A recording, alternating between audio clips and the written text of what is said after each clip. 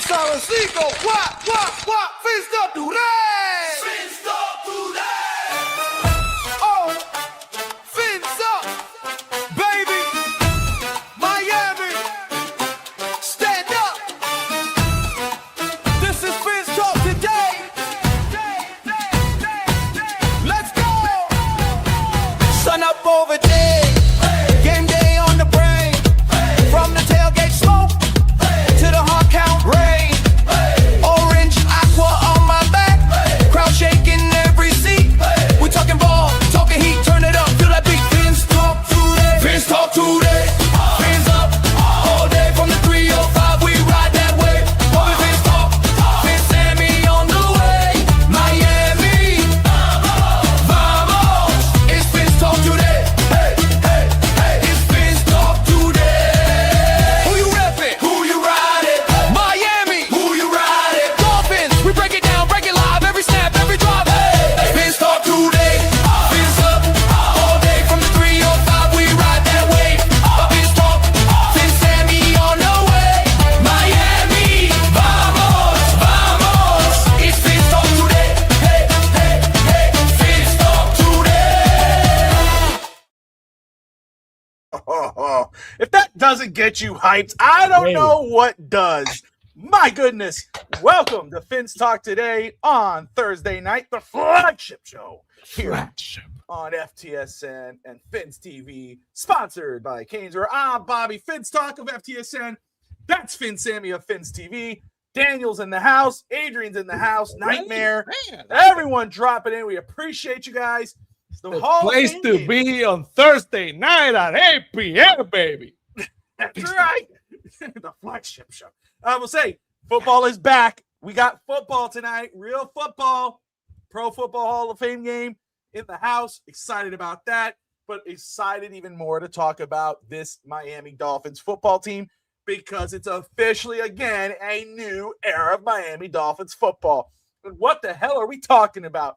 We're talking about Tom Garfinkel out as the vice chairman, president, and CEO of the Miami Dolphins. He's stepping down. He's going to still be a part of it. He'll be running the the Grand Prix or whatever it is. But he's stepping down, and officially, Daniel Sillman will step up and become now the CEO of Raw Sports and Entertainment and will oversee football operations for the Miami Dolphins. We're going to get into that. We're going to talk about training camp because, my goodness, if you pay attention to training camp, I don't know how you're not hyped for what this team has looked like so far.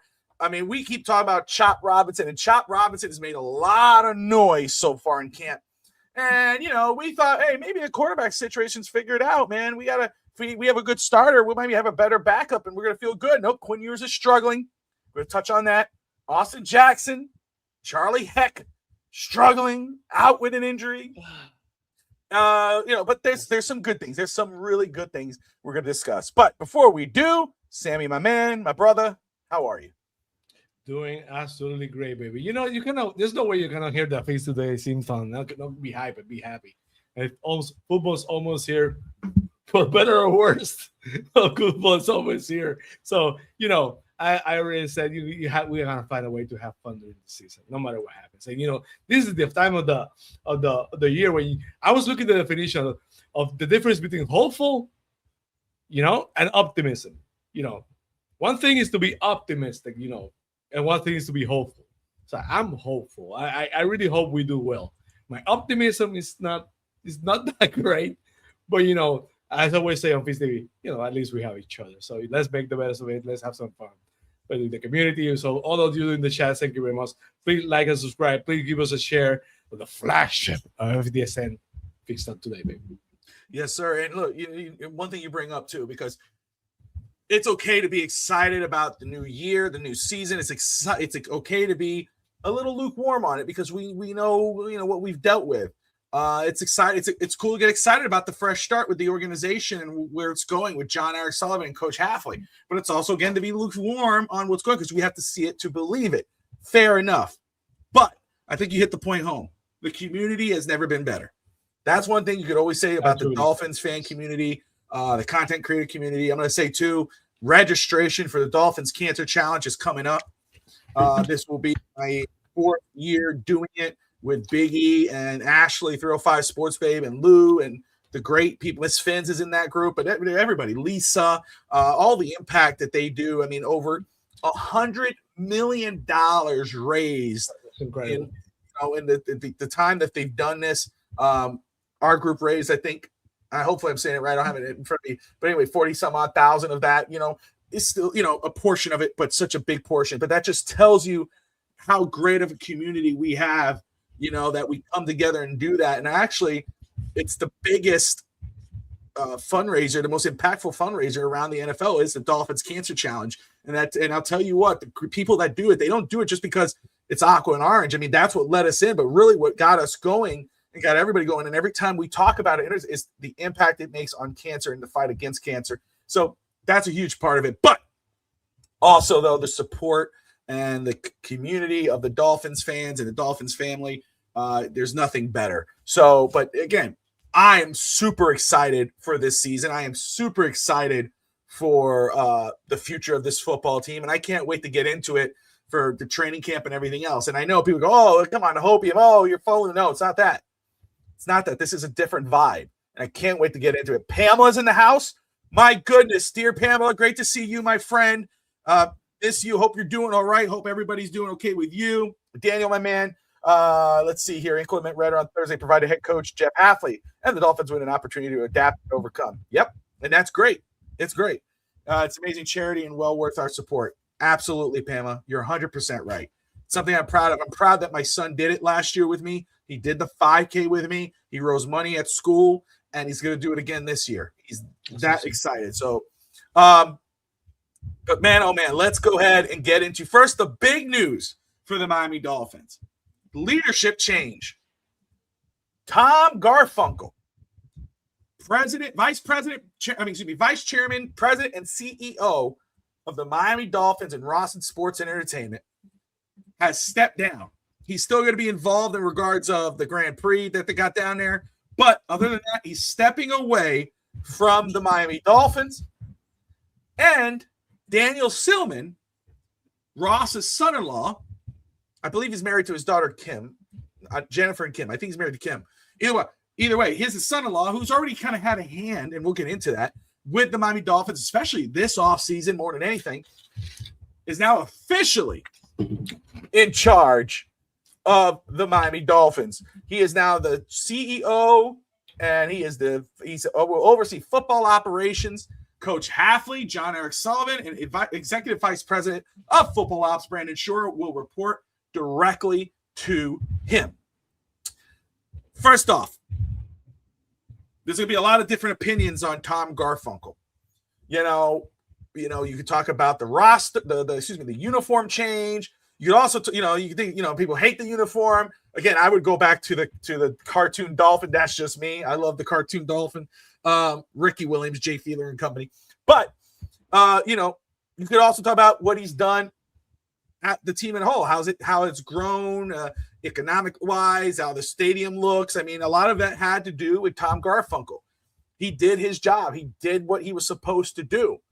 Now some people, because he's associated with the Dolphins, but I know somebody close who's going to have his thing. I'm going to let him roll with it.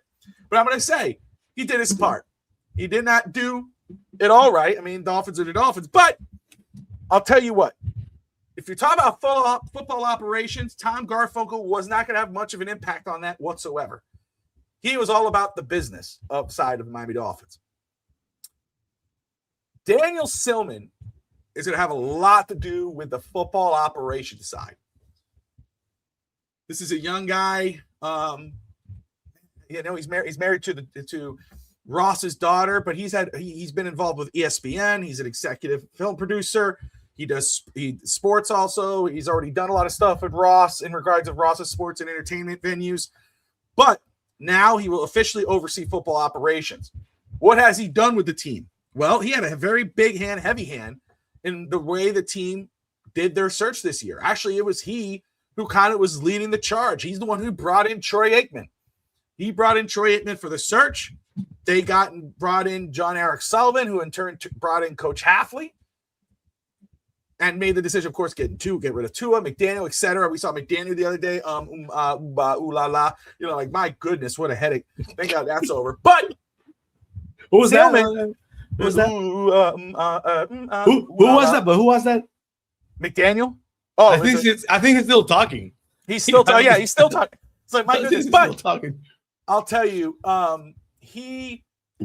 Sillman, I'll tell you, I am so excited that change has happened, because now Ross reportedly has taken a step back, and Sillman, who is actually the heir apparent to take, and he's already taken that role. His daughters will own the team. Daniel Sillman, by marrying to his daughter, will be part of the ownership group, and Sillman will be running the team.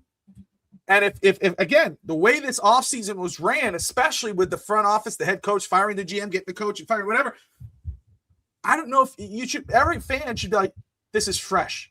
This is better. Ross is not making the calls right now. Ross is still the owner.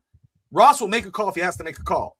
But the one running the football team, the one who's going to be making decisions in regards of head coach, GM, all the above, Daniel Sillman. This is what we needed. This is what Dolphin fans have been asking for and begging for. Oh, sell the team, Ross. He's not going to sell the team. It's going to his family.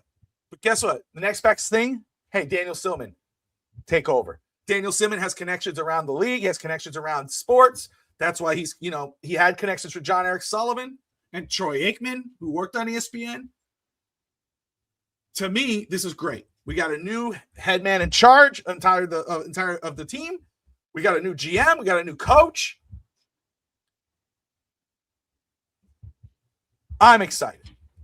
I love this. I wasn't expecting much of Tom Garfinkel in regards of football operations. He can't. He's not a football guy. Sillman, in a way, is. He cares about what he's doing.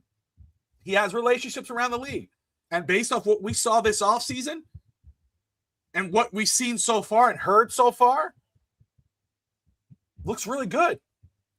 Sammy, your thoughts on Garfinkel and his stepping down and Daniel Sillman taking over? First, I don't want to, I'm not dropping names, but I don't want to bother my ex-friend who follows me on X, Tom Garfinkel. I don't want to, thank Tom, if you're watching on X, I had to bring it to you. The first thing you have to think about is, Dan Sillman moving in is the reason why Tom Garfinkel actually is moving. The relationship with Stephen Ross and Garfinkel was close. They're from Michigan, from the University of Michigan. Handpicked by Stephen Ross in so many ways. He was successful in the business side for sure. The development of Hard Rock Stadium, the Grand Prix, the tennis tournament, everything that he was done with the change of the area of the training facility. Tom Garfinkel is instrumental in that. That side of business, the guy, was great for the Dolphins, was great for Stephen Ross. He did his job. But if you ask me, as a Dolphins fan, this is when I defer to you. I think he was a huge failure as that part. Just because of the fact, yes, he's not in the day-to-day operations of bringing in picks. He had a voice in the room.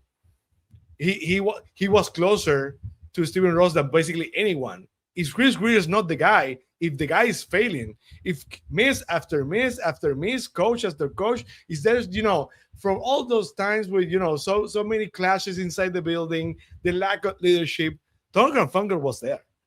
He was the boss in Stephen Ross' ear. And you're going to tell me he didn't see anything, he didn't know anything, either he was friends with Chris Greer, he wanted there, because that was one of, the buddy or whatever. I have no idea. Well, he failed. He had a responsibility to be Stephen Ross' eyes and ears, because we all know Stephen Ross was not day-to-day on Miami. He was in New York. He was traveling and stuff. Tom Garfinkel was supposed to be the man inside the building. He was supposed to be the man who goes to Stephen Ross and says, we all like, we're like Chris, but, Chris is not the guy. So, that part, of course, he's not in the hand in the picking the players. But, I put a great part of the responsibility of us failing on Tom Garfinkel, because he should have been better. He should have had a bigger voice. The football part, the Dolphin fan in me, I go to Hard Rock Stadium. I think it's great. I see the F1 things. I think it's awesome.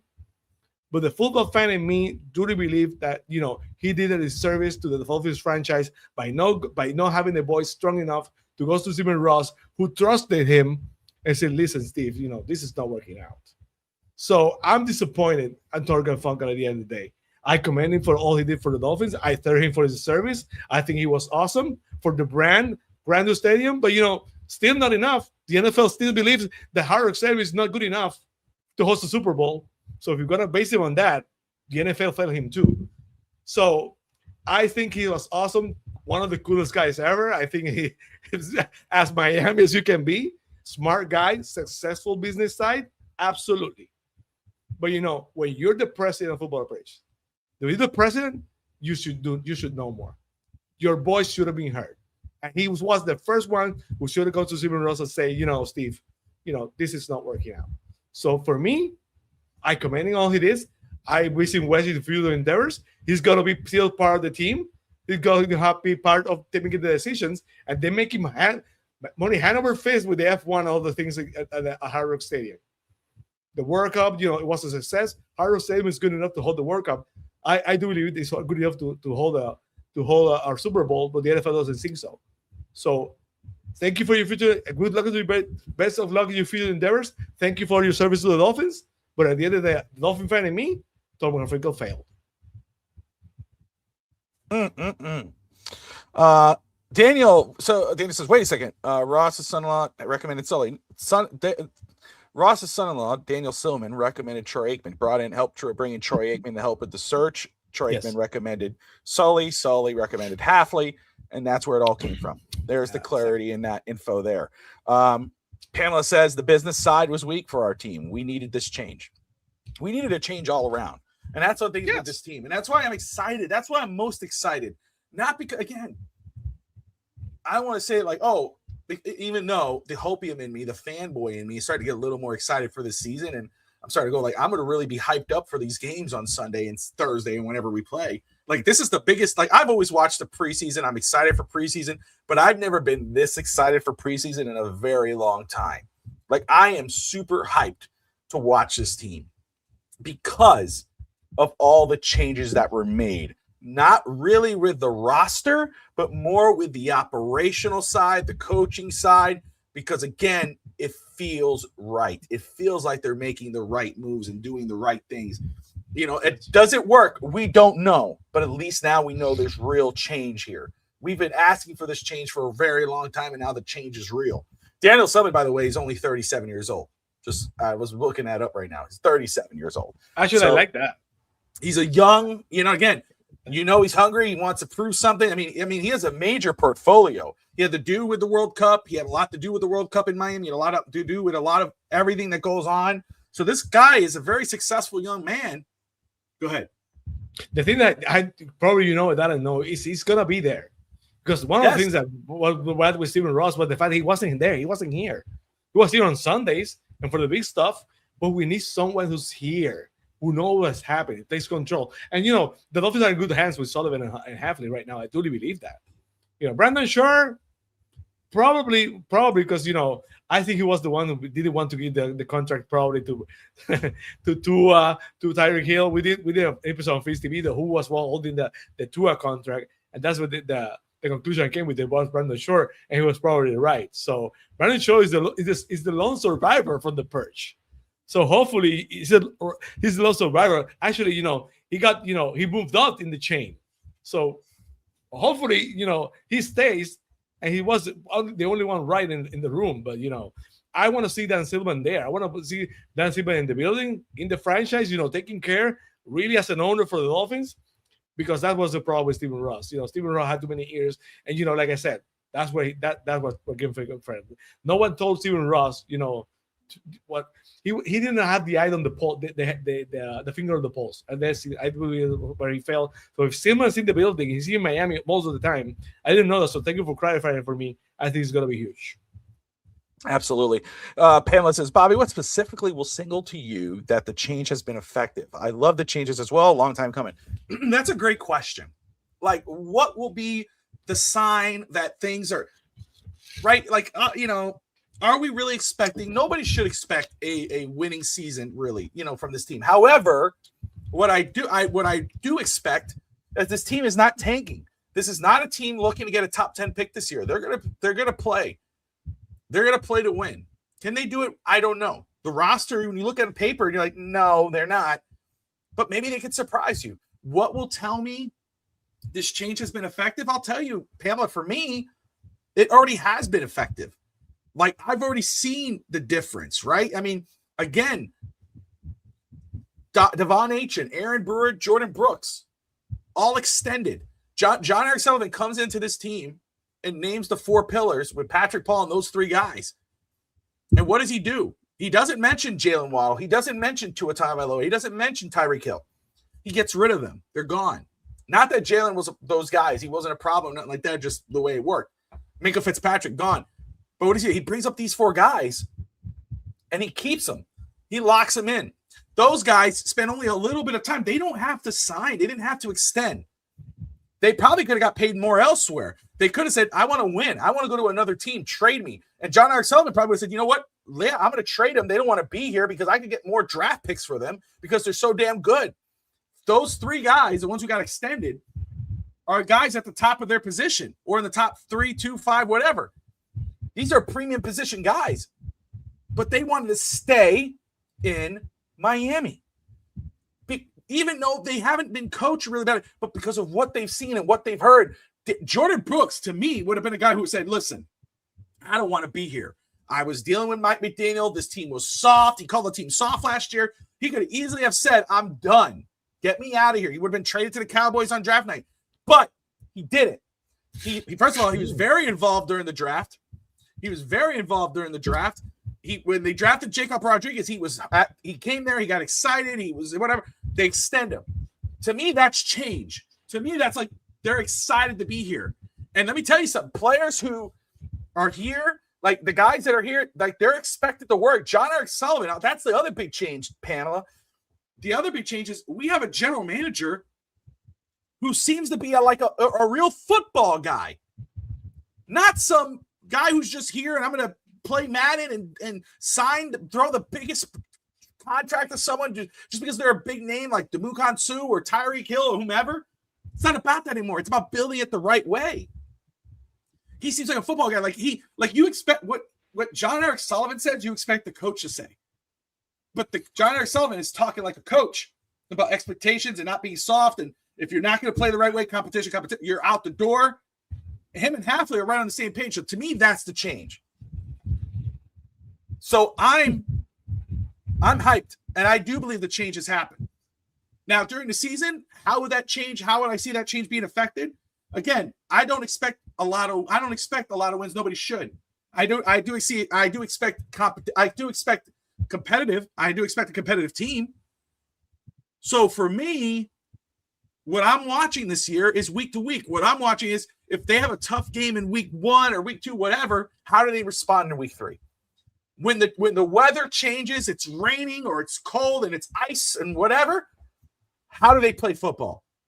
If Coach Hafley has a bad game, calls bad plays, or a bad timeout or not a timeout and messes it up, and Phins and I are going to be going crazy on post game because we will. How does he respond the week after or throughout the season? Does he change? Because McDaniel didn't do that. He never adapted.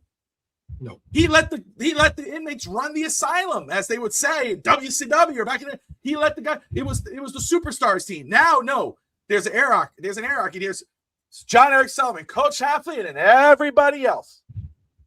So for me, that's why I'm happy about this football team. That's why I'm excited about what's to come. We don't know what's going to be this year, but I like the trajectory, if that makes sense. First of all, I see Phins there. My brother, great to see you. DSG, awesome to see you. Forgive me. But yes, I sent Evan. I had to send Evan that Mike McDaniel thing. It's like, okay, all right, we're done. Let's turn this off. You get a room, DSG. You two get a room. Just but that's what I'm saying. So for me, Pamela, I would love to know. Put in the comments what you would see as the change being that it's working, that the change has worked. Because for me, that little things there show me that. Sammy, same question. What will speak to you to say, hey, you know what? This is not the same old. Like, what will tell you, like, this is not yesterday's Dolphins. This is a new day for the Miami Dolphins. Well, a lot of things, but the cohesiveness, the fact that Hafley and Sullivan are working together, basically, they're tied at the hip. When you bring your guy, you want to bring a guy that runs the system you want to implement from day one. So they started perfectly. Sullivan know who he wanted. He wanted help. Everything is running cohesively. They're getting players, apparently, that so far, as far we know, work for the system. That they trying to implement. That's one of the big things. Russ, there's so many players that nobody expected. Caleb Douglas. The Dolphins were bashed so amazingly harsh for bringing Caleb Douglas, but right now, he's taking over camp. We'll have to wait and see when the season starts. But one of those things is, if you bring the player that fix what you're trying to do, it works. When you try to bring players from other teams and try to make it fit into your system, they fail. That's why so many players are great in other teams for the last 25 years, and they come to the Dolphins and they fail because they're great where they are. That doesn't mean they fit here. And then we can Sue and Wallace, the wide receiver, so many others, time after time after time. So as of right now, I love the fact that they bring in players and they're trying to do things with a system. They know what they're trying to do. They know the way they run the offense.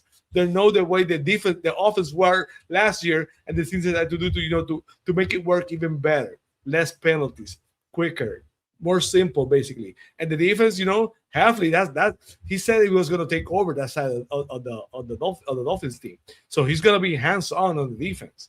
So the fact that they know what they want to do, and basically everybody is on the same page, that's completely different from before.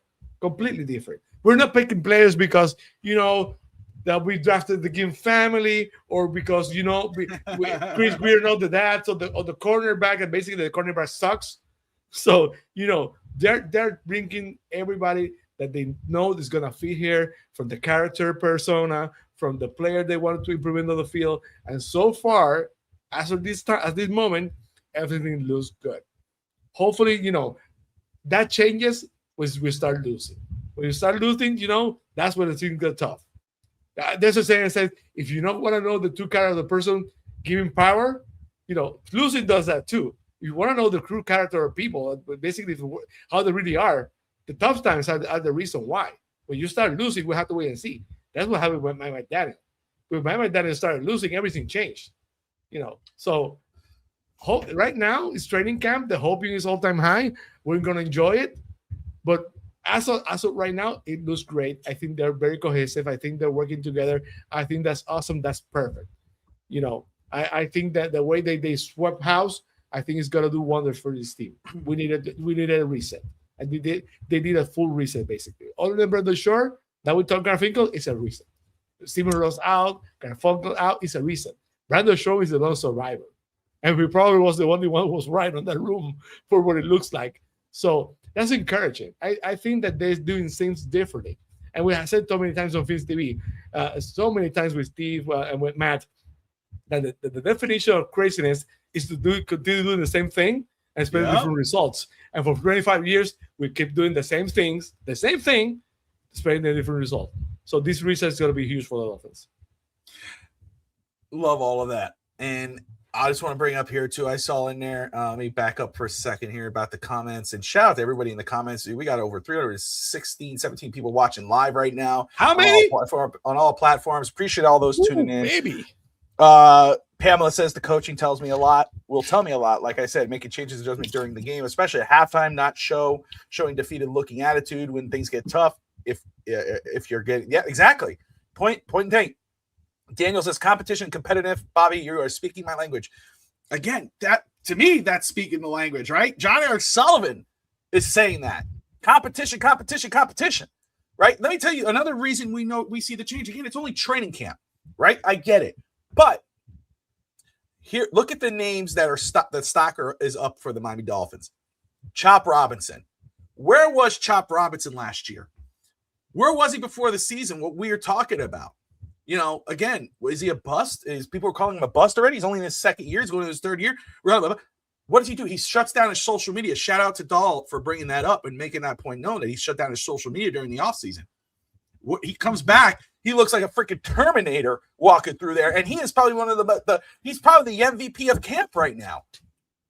He cannot be stopped. Chop Robinson. I mean, this is like, what he's done. That tells you. The spotlight was on him. The spotlight was on him. Everybody's watching. About it. Again, yes. Jonah Sabanea. He left guard. Again, he was one of my favorite tackles my favorite offensive lineman coming out of the draft last year. He was disappointing last season. He played on the left side. He should have been on the right side. But look, go look at how he's doing at camp right now. Look what Coach Hafley's talking about, the defensive coach. Look how he's talking about Jonah. Jonah's having a great camp right now. That tells me this is working because, again, these guys know if you don't come in ready to play and play your best football on any given day, whether it's practice, training camp, the film room, or a game day, you're not going to have a job. Those days are done. Oh, you were drafted 5th overall. It's okay. As long as it doesn't matter if you suck, we're going to keep you out there. We're not going to go get competition because we don't want to hurt your feelings. Those days are over. Yeah. Malik Willis is an unbelievable character, good young man, the type of guy you want being a player on your football team and a quarterback leading your team. And so far he's done okay at camp. But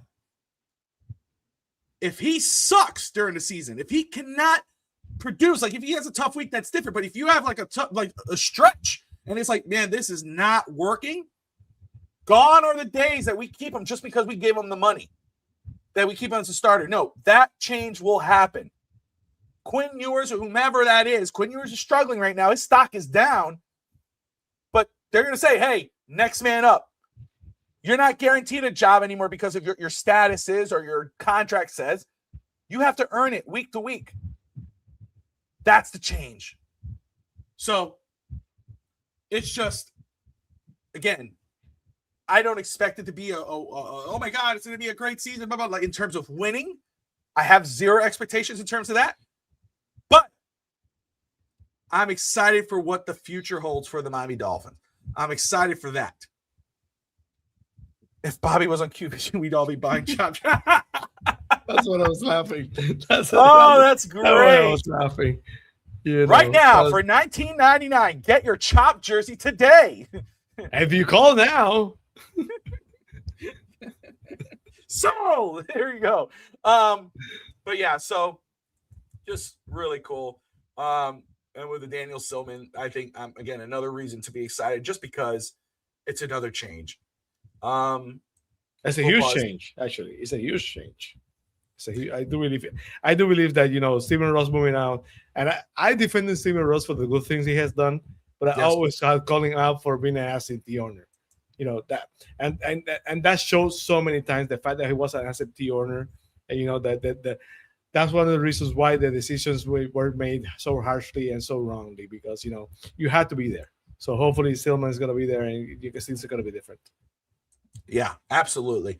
Let's talk about camp. We've discussed the players stock it up and down. And first off, Miami making some moves. Defensive lineman Rene Konga on IR. They did claim a tight end, Jeremiah Franklin. Supposedly, they called on Stephon Diggs. They called Stephon Diggs. That was weird, right? Adam Schefter reported that. So, I rather not, just because, again, I rather let the young guys go at it and see what those young guys could do, because I am really excited to see Caleb Douglas. I've been hearing and a lot of great things about Caleb Douglas, and I feel better because when I went to watch his stuff after the draft too, and I was like, there's a lot to love about this kid, and I love the way he's responded in camp. But the Stephon Diggs situation, or not so, but he went to the Commanders, was interesting because what does that say about what the Dolphins believe in this team? People go, they don't believe in their receivers. Is that what really they're saying? Bobby, but that's the question, because the fact that they call, we don't know when they called. Did they call before the draft? Did they call last week? the fact that the Dolphins inquire, we don't know. We assume it's right now because now is when he signed. They could have called before the draft, right after the draft. We just don't know. They list the teams that were interested. They list 4 teams, but we cannot just assume that they called yesterday before he signed. So let's not assume that basically that they have no confidence in the guys, because I do believe that young players are not great. But are you really going to stop the progression of a Malik Willis and you're going to stop progression of those receivers by bringing the Stephon Diggs? Somehow that doesn't work for me. Yeah, and that's why, like, for me, I don't know. It's not more about where I see this team. It's more about what we have there. Okay, you're already, we got some veterans, but this is a young guys team right now. And Caleb Douglas, Malik Washington, who's doing great right now, doing very good, probably the better receiver in camp out of all of them. Kevin Coleman from Missouri. What Chris Bell has done. Chris Bell, who's still going to be up here. I mean, he looks good. He's running on the side there. Shout out to the guys who are posting that up in there and keeping that information fresh. But, does it speak more to what they believe in the receiving room or what they think they have in the receivers room? Or does that say what they think about the team? That they think this team is not going to be a bad team? Do we sign somebody and think, we have a shot at this season? I don't know. But even if they did, I think you roll with the receivers you have. Chris Bell's that guy that's gonna inject some life in that room anyway. But Caleb Douglas, I think, is going to turn a lot of heads this year, man. I have a suspicion that Caleb Douglas is going to be a household name for the Miami Dolphins very shortly. Him and Bell. And, we're talking about Jeremiah Smith next season. I don't know. Because I think those receivers, I have a suspicion. It was just very interesting that they did. And you're right. Could have been before this, but the same would have been said then. Why would they call? What's the reason for calling? Do you not believe in what you got? Or do you have a suspicion that the team's not going to be as bad as many people think they're going to be? Either way, it doesn't matter. He did not sign with the Miami Dolphins. He signed with the Commanders, and Miami continues with the team they got. Let's talk about some of what's going on in training camp right now. Again, we talked about Chop Robinson. This is a guy that we've discussed many times during the season, during the offseason, a guy that we talked about could have a bullseye on him this year on the hot seat in regards of how long he could be a Miami Dolphins if he doesn't step up, a guy who could be a breakout star. And my gosh, it looks like he possibly could be that breakout guy if you trust what you're hearing out of training camp. First of all, pictures speak louder than words. And I mean, he looks the part.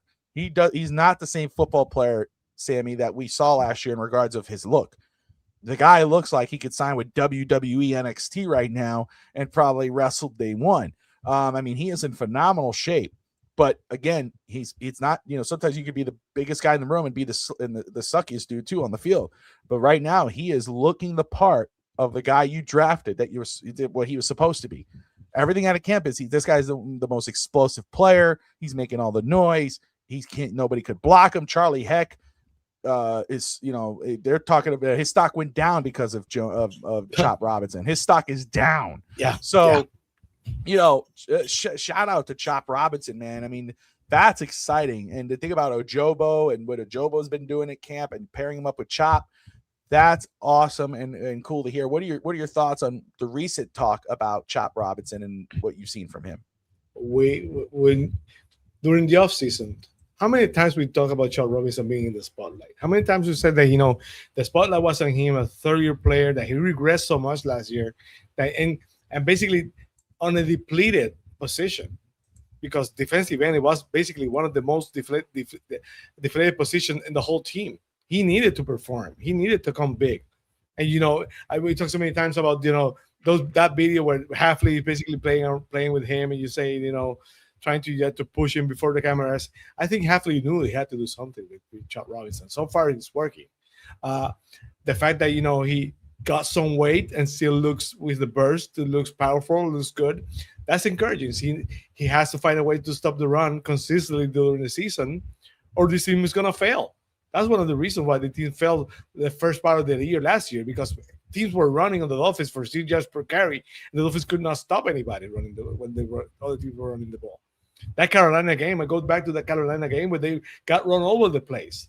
So, and that was huge for the Dolphins that game. So at the end of the day, so I encouraged when I see with Sean Robinson, he was in the spotlight. So far, he knows the light went on, and he came to camp doing the thing he needs to do. I wanted to see him with some competition because again, I'm not as confident as most of the fan base right now because I have no idea that if the thing is that the level of competition, those guys are good. The rookies are doing good. Someone like Chubb is doing good with the level of competition inside the Dolphins. But if their level is not good, that's going to show up when we play other teams. That's going to show when we practice to other teams. So I had to wait to see a little bit more before I'm encouraged. I want to see him against, with the Platters, against the Commanders or the Falcons or other teams when they play the preseason. That's what I want to see. I want to see how they perform by week 3. Because they start with the Raiders, they go to the 49ers, they get a Chiefs team that rarely is very iffy. So those 3 first weeks of the season before the Bills game are huge. That's what I want to see because I'm kind of worried that the level of competition in camp, they play against each other right now, and they're looking great against each other, but basically I'm not sure that it's because of the fact that who knows if this team is capable of, doing that kind of performance against others. So I'm encouraged when Chubb came to training camp with, getting some weight, looking agile, taking the challenge seriously. But I have to wait and see a little bit more. I need to see him against some competition. And preseason is going to be huge for a lot of players, especially with Sean Robinson.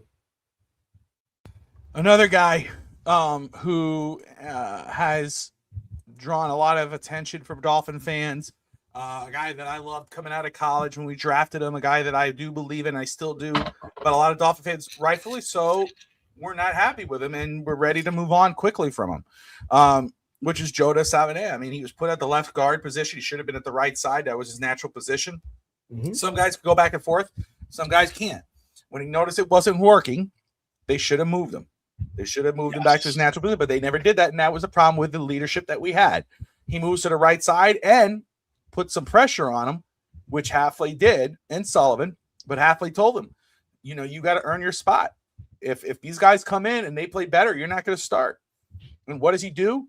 He's having one of the best times at camp. His teammates are saying, a lot of his teammates are coming out and saying he looks more comfortable. He blew up many people. I don't know if it was confirmed or not, but the report was that he blew up Kenneth Grant. They laid out Kenneth Grant on a play for a big run. Some people didn't confirm. So somebody else who was at the thing said, I don't know if it was Kenneth Grant, couldn't see the number. But either way, Savannah is playing with a man on fire right now. I mean, this is a guy that has a chip on his shoulder, a guy has to have eyes on the back of his head because his job's on the line. Coach Hafley has come out and said, man, he looks a lot better. He's confident. That's what you want to see. That's what you want to hear. And you're right. It's training camp. We got to see what happens during the season. That's when it really matters. But how many times have we seen it camp after camp where your friend Homer Kelly and so forth will come out and say, man, Savannah is still not playing great, man. And, Malik Willis is really slow. He's not as fast as well, he did say that. He did say that recently. Willis is not Michael Vick or whatever. Kyler Murray. But how many times have we seen that? We're not seeing that this year. Chop Robinson and Savannah, man, are doing their job. And what's great is that they're doing it now with the pads. That's something you brought up last week, which was a great point. Let's see what happens when they put the pads on. And guess what? They put the pads on, and they're still doing it. And that says something to me. And again, for Chop to end last season the way he did. And again, I didn't say bust. I didn't say none of that because again, I can't judge him because I see what the leadership was. I saw what the roster was. And leadership, I'm talking about players too. The Tyreeks, the Tuas, and whatever. They didn't give a shit. Why should he? Yeah. It's tough to do that unless you're Jordan Brooks, Devon Achen, and Aaron Brewer and Patrick Paul. That's why those guys are the pillars, and everyone else has to earn their spot. But Chop coming in the way he has, again, shutting down his social medias, putting in the work, working on himself, working on his body, coming in this season, looking the way he looks and what he's been doing so far at camp, great. Savannah, Savannah could easily have said, I'm going to the right side. I'll do what I can. If I don't under spot, I don't under spot, whatever. No, he didn't do that. He came in, he took that spot, and he's riding home with it. He's playing his best football. That's the player I know. That's a player that I studied during 2 seasons ago when we were doing draft prep. That's the guy I know, and that's what I'm excited to see what he can do. Devon Achane, stock is up. It's going to be up. We talk about, what happened? First of all, everybody's stock should be up in regard to Devon Achane. Thank God we signed to that deal before these other deals started coming down. I mean, 3 top running backs in a row got record deals. Bijan Robinson, Jonathan Taylor, now Jahmyr Gibbs.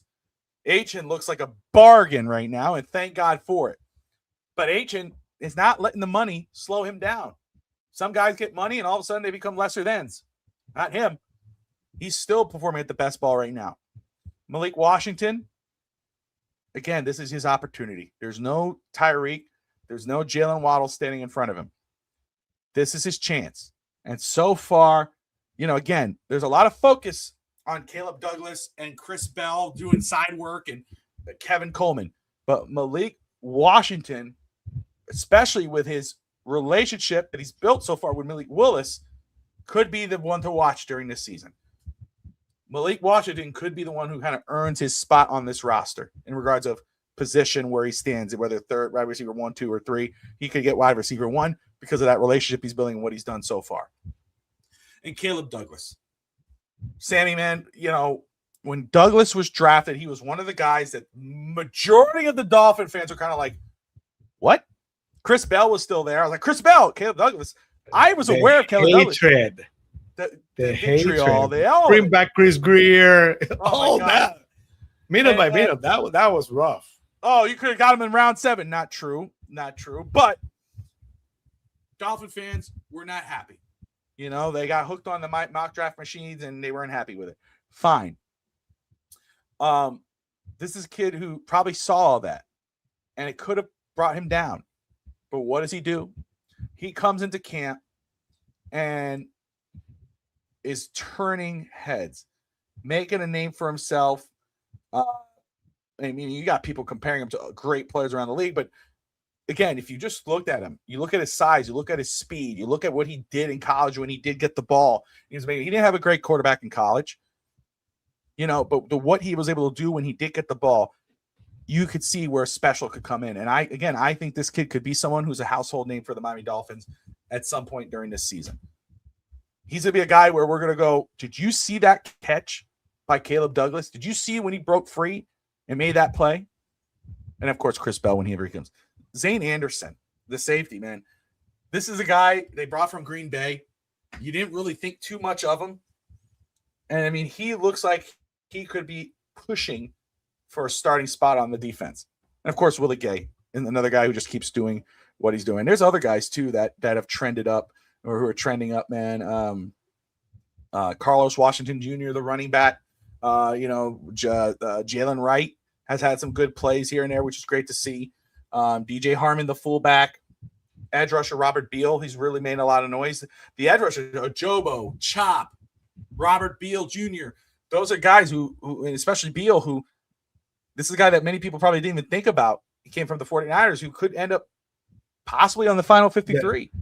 The safety from Texas I think is where the rookie from Texas, the safety. I forgot his name right now. Yes. I'm gonna say the white guy. It is white. Yeah, I want to take a minute. We have a fellow Bills fan on the chat. First of all, thank you for being here. Appreciate you tuning in. I tuning in, of course.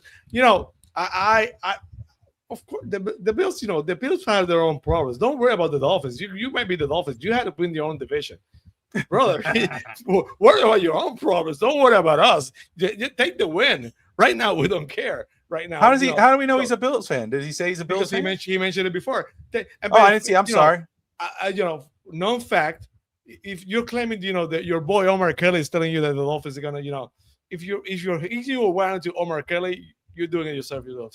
There's no media member. Basically, go watch Omar's shows. No one even in his own shows agree with him. Not in Joe Rogan's show, not in his podcast, not everywhere. So, brother, don't hitch your wagon to Omar Kelly because you're doing yourself a disservice. That I'm speaking for me, not for Phins Talk Today, not for Phins Talk Sport. I'm talking about myself. Brother, do yourself a favor. this detachment for Omar Kelly, please. Well, and I'll just say, first off, appreciate you watching, man. Yeah, like I said, I appreciate I it. will say, he says you guys in the Jets are the only team that think your championship means 50. Well, your championship means anything still 50 years later. Blah blah blah. Hilarious. Fair. No, I didn't mention anything about the. I didn't mention anything about the championship. But again, at least we have a championship. We got 2. How many does the Bills have? Sammy, can you look that up in Wikipedia? Well, How many? I'll tell you what. I'm looking at the Bills right now because I'm looking at a closed window. And that's basically what they have right now because they lost the division last year. It only took a year for the Patriots to go to a Super Bowl. Worry about your own stuff. Don't worry about us. It's not our year. You have your own problems. You have to find a way to win the division. You're good enough to probably do it because you had if you ask me, Josh Allen is the best quarterback in the NFL. But other than that, no doubt, there's no argument there. Josh Allen's great. Yeah, Josh Allen is the best quarterback in the NFL, bar none. I truly believe that. But that roster has its own problems. So don't worry about the Dolphins, baby. Worry about the Patriots. Go to the Patriots. I think it's okay to talk a little bit of trash as long as he can take it back. As long as he can get it back. I didn't say the Dolphins are going to be good this year. That's not what we were saying at all. That was something on the chat. Oh, he's probably DSG, bro. Rattling him up. Either. I'm blaming on you, DSG. DSG always starting trouble. But Pamela says Omar should go the same way as Greer. Look at Bobby. Someone said the other day that the reason that since Omar Kelly is going the Dolphins, they have not won anything. Coincidence? Who for me to tell? I don't know. But it's probably I don't know. I think not. No, so it's just like I don't know. Let me see here. He's a gentleman. Me, not so much. I mean, he's a gentleman. Me, yeah. He's a gentleman. Me, not so much. But thank you for watching. It's all good. I'm not a gentleman. Screw you. Blah, blah, blah. Well, thank you for tuning in, though. Appreciate you, though. I gotta appreciate you. It's like, damn. All like and subscribe, baby. Like and subscribe. Like and subscribe. He'll subscribe just to unsubscribe. He's like, oh no. It's like, he was being nice, but the chat rattled him up. But again, don't worry about us. It's all good, man. It's all good. It's all good, brother. Don't worry about us. Worry about the Patriots and good luck. We appreciate you watching. You had the best quarterback in the NFL. That should be good enough. But tell you what. We had the best quarterback in the NFL, and we didn't win squad with Dan Marino. So stop worrying about that, you too, because it might happen.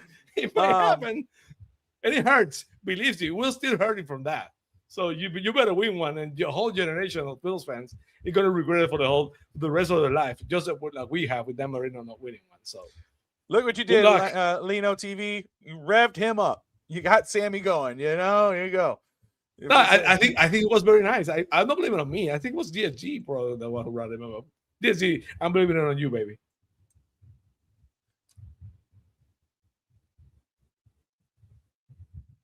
Anyway, to all the girlfriends, fiancés, and wives starting in advanced football, that's true. 100% agree with that. That's on you. You marry a woman that likes Bobby, I get to the but I have to. If you didn't marry a woman that likes football, that's on you, brother. Barfalo sucks. It's not about that, but it's true. Like I'm someone like my wife understands, my kids understand. The Dolphins are playing, and again, I love my kids. They're my wife and my children, and I'm not saying that just because I'm saying that. If you know me, it's true. Nothing is more important to me than my children and my wife. That is fact. Anyone knows that's what I live for. But well, you raised it when right. It's game day. You raised it right. No, I like when somebody tells me, when someone says to me, hey, are you gonna watch? If I tell them, are you gonna watch a game? No, I gotta go out with someone's birthday party, or I got it. My wife wants to go out there. What? No, we're not going out. I'm not. I wouldn't do that. Oh yeah, I did. We did. Yes, we did. For our season, yeah. We're not nice, not pretty. Like Lino. Hopefully, I'm saying that right. It's like Lino, right? Lino TV. I hope I'm saying that right. I think so. Yes, we did, my man, and it wasn't nice. You'd probably be like, you'd probably say, oh, guys, you guys aren't that bad. You're not gonna have that bad of a season. But I think it was 3 wins or whatever. We know, but that we know. But as you get closer to the season, you might go, I don't know, man. That preseason looked good. 5 wins. Lino, let's do this. I'm not gonna change, but come back if the Dolphins beat the Raiders week 1. Come back to the chat. Fans are gonna be claiming playoffs and Super Bowl, and they're gonna be crazy. But the truth doesn't change by winning one game. No. But I'll say I'm with Daniel there. My wife knows. Like I am not doing anything when Really? Pamela, I love it. There you go. It's okay to have some positivity. I love it. No wife is more understanding than having to put up with. There you go. But no, Tati knows. The wife knows. The kids know. Dad's not doing anything during the Dolphins game. We're going to watch this game. If you want to go out, you're more than welcome to go out. I'm not doing it. So Pam, if the Dolphins don't win, don't feel bad. They have 62.2% unavailable on the salary cap. They're only working with 38.6%. I will say 6%. But so, I will say, I will say though, what Pamela's minimum 7 wins. I can't say they're gonna win a lot of games again because you got to look at the roster, you got to look at who they're facing. But the schedule is brutal. But they're not playing to lose. This is a team that's going to be wanting to win. That's going to be trying to win, and these guys are playing. They're football players. They're not just by their positions. Probably yes. So I could see it. I could see it if I was a minimum. I think they're with 3 games. Like I could see it happening. We've seen it with this roster is not worse than what Fitzpatrick had when we had Fitzpatrick and Flores. This roster is better than that. That roster was terrible.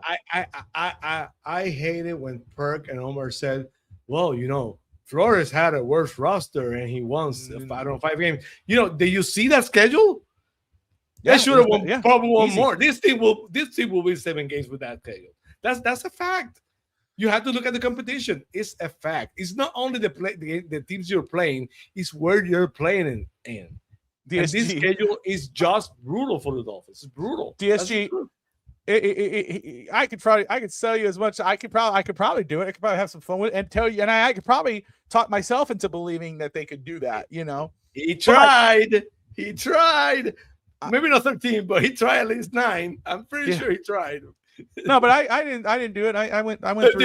He didn't go that far, but But I could talk it into it. But don't act like your stingy ass wouldn't turn. You would, don't act like you would like I'm gonna sell you on anything because you could probably believe it, but you'll never admit it. You'd be like, man, Bobby convinced me. No, you wouldn't say it out loud. So, stingy ass. Pamela, if the young guys have nothing to lose, the young guys don't have nothing to lose. That's different than the players that have been around forever. Absolutely. The young guys do have something to prove. The young guys do. That's the thing, right? I mean, nobody's believing in this year. Like any guy, one guy had the Dolphins winning 1 win. Sammy has them winning 3 wins, right? Like there's no legitimate people. What? But you see, depends on the mood. And again, until you do it, you can't believe it. But I could see why Dolphin fans like Pamela will believe, like, hey, no, I can see 7 wins minimum. I get it. I'm not going, whoa. I'm like, okay. Like, I get it, though, because I could look what these young guys are doing. But the schedule there. And you know what? The season's getting longer and longer and longer. You basically, the team that's healthiest team has an advantage. The Dolphins find a way to be a healthy team. It keeps being healthy. With 8, with 9, with 10, they're still very healthy. Things could happen. That has a lot of those, and that's going to continue to be as it's their turn to 18-game season.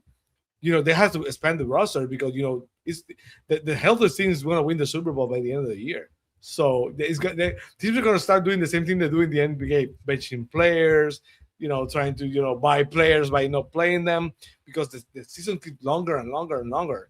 So if the Dolphins stay healthy, they might pull a couple of upsets. I don't see it right now, but that's going to be one. That's going to be a huge reason if the Dolphins find a way to stay healthy this year.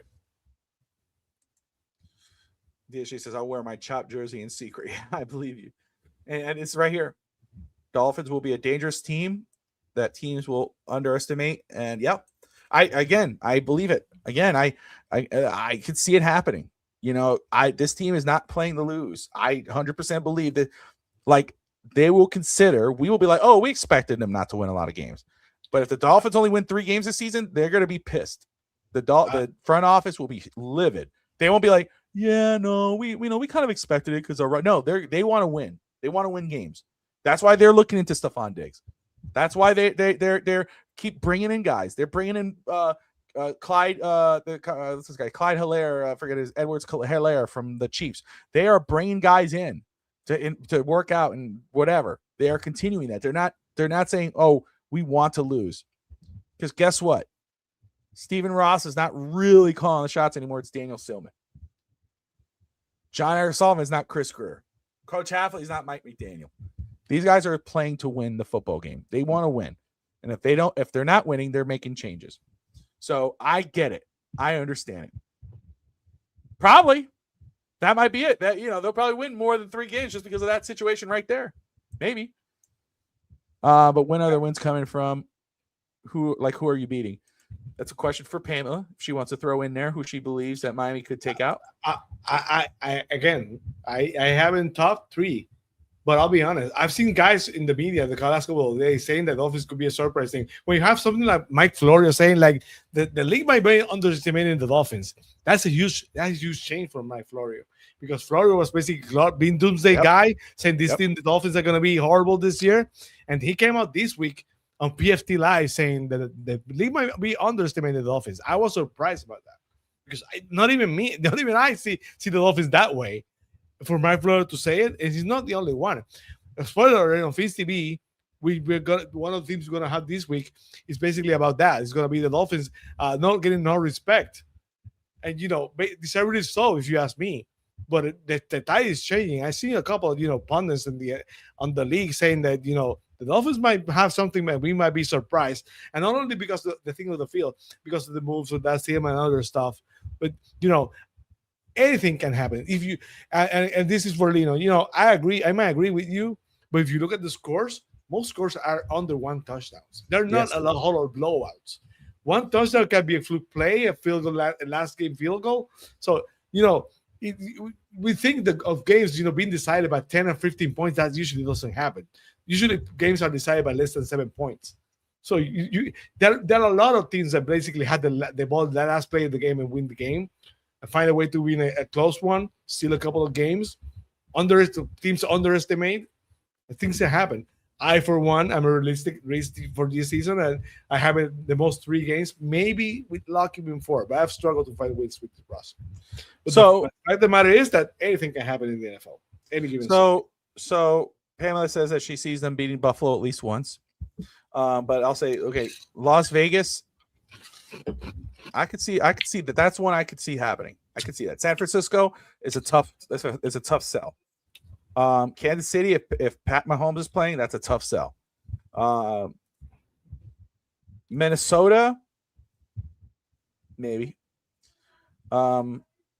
Cincinnati. It's in Minnesota. That might be a rough one, just because of the fantasy Minnesota. So yeah, but that one is one where it could happen. It can happen. Yes, it could happen. But Cincinnati playing them so early in the season, it's a problem. And if they were playing later and guys were injured, because that would be better off. That'd be the healthiest they've ever been. Joe Burrow, T. Higgins, Jamar Chase, that's a tough sell. Yeah. So if I'm going week 1 through 5, right? You got Las Vegas, the Niners, the Chiefs, the Vikings, the Cincinnati. Let's just say, I'm just for shits and giggles here. Okay, 2 wins there. Let's just say, right? If you're going to say that, it's tough for me to say we're going to beat Buffalo until we actually beat Buffalo. It's hard for me to say that. You have to earn that. They haven't, but they find a way. Until they do it, I can't say it. So yeah. But the Jets, but they have done it. They have done it a couple of times, but no, I know it's not a given. That that would be an upset for sure. Yeah, I can't say that legitimately. Could it happen? Sure, in Miami, but I don't see it happening. I'm not going to say it until it happens, and I'll be happy about it. But the Jets, I have no belief in. The Jets, I could say the Jets the Dolphins could either sweep or take a game from the Jets. So that's 3 there, right? If we're going to say, let's say we split it, that's 3 wins. New England looked a lot better last year. Could they take a game away from them? 1 at home, 1 in New England. And the Dolphins always, contrary to the Bills, the Dolphins always play very, very well against the Patriots. Always. So I say split the Patriots, right? So let's just say that's 4. Detroit, they had a tough year last year. I think they have a better year this year. So I'm not going to say they're going to beat Detroit. Indianapolis. I'm gonna be there, but I'm gonna be in that game. But Yeah. Hey, hopefully they do. Indy is the one I would love to go to. that could win. Detroit is the fan club weekend. Detroit's fan club weekend. Detroit's fan club weekend, yes. Okay. But they can beat the Colts. That could be a win. That's the other one. That's what I'm saying. The Colts, who did well last year but fell off a cliff, I don't think they're going to do well this year at all. I think Miami could take that. That would be 5, right? We're getting close to Pamela's. And this is not, this is just going through it very quick. But there's Pamela's 5, right? Pamela said 7 minimum. Buffalo, again, I can't see. Jets, I have them splitting. At Denver. Nope. That's tough. Denver's tough right now to think about. Chicago in Miami. At Denver after the 70 burger, they're going to try to put 50 on the Dolphins. So we have to wait and see for that. Yeah. In Miami against Chicago. Could happen. That could now, this could be an upset. And I'll tell you an extra one that could be an upset. There's 6 for Pamela, right? Let's just say that's an upset. Here's 6. Why? Isn't Caleb Williams the Madden cover guy? The Madden curse? There you go. Right? Boom, boom, boom. Bam. There's win. The Bears never play well in Miami. That's right. That's because started. Now the interesting one at Green Bay. That one I can't say. That one's a tough sell. In Green Bay, Lambeau, December, Jordan Love, They don't have Malik Willis anymore. So Jordan Love's not there. Who knows? Yeah. Chargers in Miami. McDaniel returns. We should have been in last year. Damn. They were better. There's 7, Pam. There's 7, Pam. Buffalo, New England. That's it. But Chargers last year in Miami. Mike McDaniel will come in here with his sunglasses on, running with his capris, pissing off Evan. And he's gonna run out there and they go boo, woo, depending on how it's going. And we're gonna get him. If that would be the case. But again, that's not official. But there you go. If you wanted 7 wins, that could happen. There you go. But anyway, it's all fun again. But anyway, very quick. Guys that are struggling, that should be a matter of concern. Is again, Austin Jackson injured again, but he wasn't doing really good when he was on the field. Not very inspirational. That's an issue. But he's injured again. So, Miami definitely has to figure something out there. Charlie Heck, it probably was saying heck a lot when Chop was burning him. But he is not doing very well in that backup spot in filling in for Austin Jackson. And another one who's hurt, which sucks. But again, best availability is availability. And that's Jamari Sailor. Some people thought Salyer, a lot of people thought Salyer could be a guy who could challenge possibly Austin Jackson or Jonas Savannah during the training camp. And so far he's not, because he's not there. Quinn Ewers is not having a very good camp right now. He's struggling. He's had some flashes here and there, but I don't think none of the backups really have done well enough other than Malik Willis. Alex Austin has had a solid camp so far. He's trending up. So just something to continue to watch for Miami Dolphins. I want to make sure I don't miss anything. Let's see. Yeah. While you look, I want to go with the stock up to Jonas Savannah. The Dolphins did no favors to Jonah last year. They put him in a position, they throw it out to sink or swim, and he sank. That's the truth. So far, reports are that he's looking much, much better. He looks more composed. He's good. I don't want to go to the well of Omar Kelly, but he got burned by Kimball Camper and Joe Rose for suggesting they should have moved the right tackle. Can you imagine that? Basically, now he's finding a new second life as a right guard, and Omar Kelly wants to move to the right tackle. Give me a break. So Jonah. Hopefully, he's establishing himself as the right guard. I think it's going to be good for him. Stuck down, for me, I had to add Kenneth Grant. I told you a couple of weeks ago that I was worried about Kenneth Grant.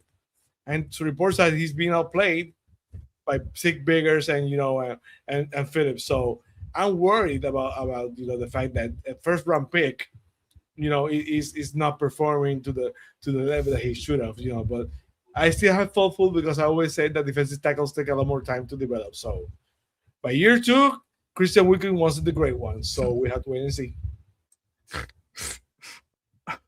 Well, first off, shout out to everyone watching. Again, as we pull up, we're at the hour now. Phins Talk today here on FTSN and Phins TV, sponsored by Caneswear. Again, if you are a Miami Hurricanes fan, Dolphins, Heat, Marlins, Florida Panthers, go check out Caneswear at caneswear.com. Or if you're in South Florida, 2655 South University Drive in Davie. Brett and the crew do awesome things and have awesome gear. Go check out the Caneswear app and, of course, Caneswear TV. If you're a Canes fan, a lot of great content. I just saw this before we wrap. I just want to say this. Did you see about the news about Brock Rockensteiner, Saints wide receiver? Scott Steiner's son. No. Suspended 6 games in the NFL. Rookie. Scott Steiner's son just got suspended 6 games in the NFL. He got suspended? Why? I don't know. I don't see why. I see a video of Scott Steiner beating up Chris Jericho's old manager, or that old guy that used to work with him, saying this is Scott Steiner with Roger Goodell. But I don't see why he did it. But it's not gambling, because if it was gambling, it would have been a year. It has to be some over the counter. Oh, here we go. Well, no. It says Rockensteiner has been suspended for 6 games. For the 26th season, he's eligible to participate in all preseason activities, including games. Suspension will take effect when the roster is reduced to 53 players. So you could assume. I don't know if that's good to do, but you could assume. Anywho, why not? It's a Thursday night. It's preseason. Over 500 watching all platforms. So thank you for all the watching. Absolutely. Subscribe. Yeah. So, Sammy, any final thoughts before we wrap this episode up? No, basically, the good thing is that, I don't want to jinx it, but, the worst thing that could happen is for the Dolphins to not to have the whole team, healthy.